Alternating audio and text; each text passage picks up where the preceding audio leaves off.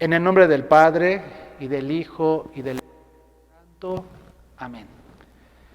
Queridos padrinos, queridas madrinas, este día quisiera invitarlos a meditar el Evangelio del 9 de agosto, que es el Evangelio de San Mateo, capítulo 18, versículos del 1 al 5, versículo 10, versículo del 12 al 14. En cierta ocasión, los discípulos se acercaron a Jesús y le preguntaron: ¿quién es el más grande en el reino de los cielos? Jesús llamó a un niño y lo puso en medio de ellos y les dijo: yo les aseguro a ustedes que si no cambian y no se hacen como los niños, no entrarán en el reino de los cielos. Así pues, quien se haga pequeño como este niño, ese es el más grande en el reino de los cielos. Y el que recibe a un niño como este en mi nombre, me recibe a mí.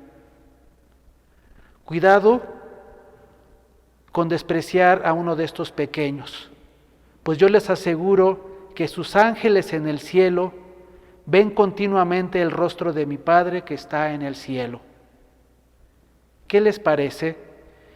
Si un hombre tiene 100 ovejas y se le pierde una, ¿acaso no deja las 99 en el monte y se va a buscar a la que se le perdió?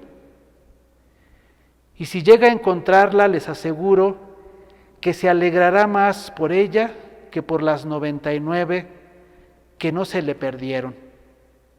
De igual modo, el Padre Celestial no quiere que se pierda ni uno solo de estos pequeños.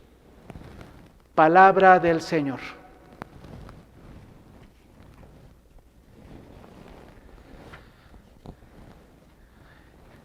En este Evangelio que acabamos de escuchar, queridos hermanos y hermanas, encontramos la manera como Jesús habla a los niños. Yo recuerdo en alguna ocasión, cuando estaba en la misión de Japón, cuando yo era seminarista, me pidieron que le hablara a los niños de un kinder. Y me puse a buscar en la Sagrada Escritura cómo Jesús les hablaba a los niños, ¿no? Lo que descubrí, como lo podemos ver en este momento, es que Jesús a los niños no les dijo absolutamente nada, ¿verdad? Él se dirigió a los discípulos, pero a los niños lo único que dice el texto de los evangelios es que Jesús los abrazó y los bendijo. Y los pone como centro de su predicación en este momento. Dios rompe muchos de nuestros esquemas, ¿verdad? Como lo hizo con los discípulos. En la época de Jesús, en la cultura judía, los niños, ¿verdad? Eran un símbolo de mucha debilidad. O sea, por eso es que los discípulos, cuando ven que los niños se acercan a Jesús, tratan de impedirlo. Y Jesús dice: no, dejen que se acerquen a mí. Un niño era en cierto sentido un tipo de un obstáculo. No obstante, Dios pide la imitación de los niños. Nos invita a cambiar la lógica, ¿verdad?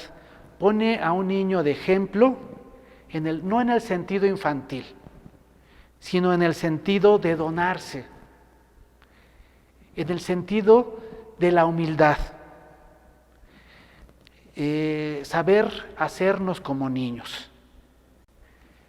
Los discípulos discuten, ¿verdad? Porque en sí este es el tema. ¿Cuál es el tema? Los discípulos están discutiendo quién es el más grande de ellos en el reino de los cielos. Aquí hay dos cosas que se oponen. La grandeza, ¿verdad?, que se opone al reino de los cielos. Y Jesús, ¿verdad?, llama a un niño, lo pone como un parámetro para entender cómo se debe acoger a Cristo. Y lo muestra a través de diferentes caminos.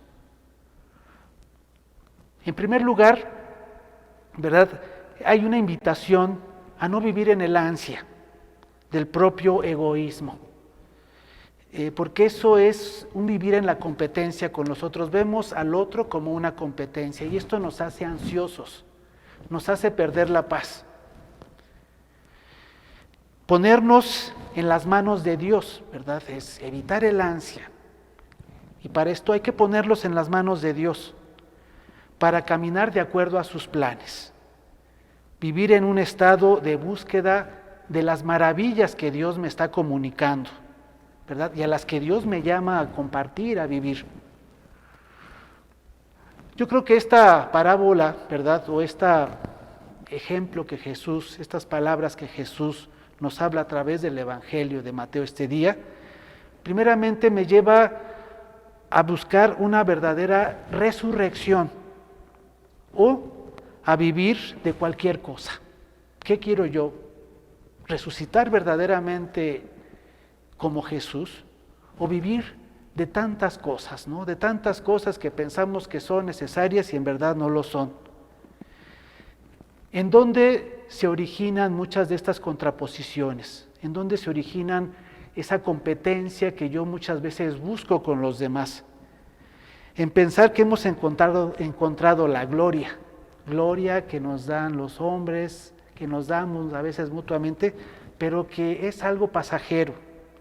Quedarnos ahí pensando que esto es la vida auténtica, que esto es lo verdadero. O sea, es una constante autoafirmación de nosotros mismos, viviendo de comparaciones, ver al otro como una contraposición y no verlo como un hermano.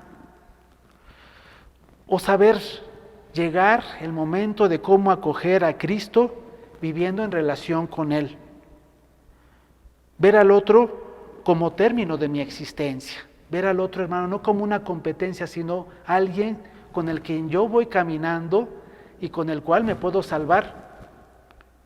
Si nos ponemos a ver por qué los discípulos discutían, era por su temor a no ser o no tener importancia entre ellos. Algo parecido al temor de cada uno de nosotros. Algo que cuando nosotros tenemos temor, muchas veces perdemos el sentido de la realidad. Sentimos que algo nos humilla, porque podemos ver detrás del temor que tenemos que poner nuestro yo en un segundo lugar. O sea, y no significa que no nos estemos nosotros apreciando de cómo somos. O sea, el Evangelio nos invita muchas veces a ponerme a mí en un segundo lugar. Para amar a alguien hay que poner nuestro yo en un segundo lugar, en cierto sentido, ¿no? Y esto es una parte clave, importantísima en la vida matrimonial.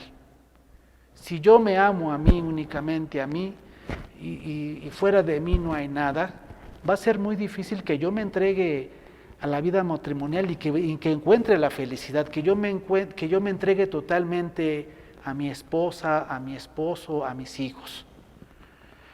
Y también puede pasar en la vida religiosa con nosotros. Si nosotros solamente nos amamos y pensamos que somos el centro, va a ser muy difícil que nos entreguemos totalmente a los fieles, a las personas que diariamente vienen a buscar en la iglesia palabras de esperanza.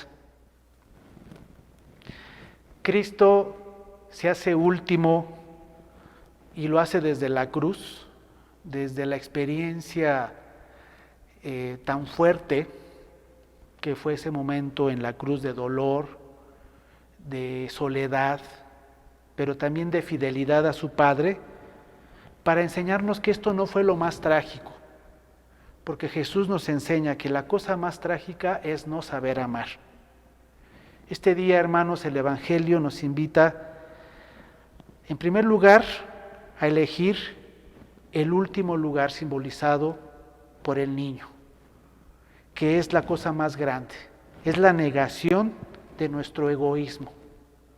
El niño es la apertura, simboliza la apertura, la afirmación, el querer caminar con Jesús desde la humildad, porque el egoísmo, de lo contrario, nos lleva a la soledad. Pidamos al Señor la capacidad de hacernos como Él, pequeños para obtener la grandeza de la salvación.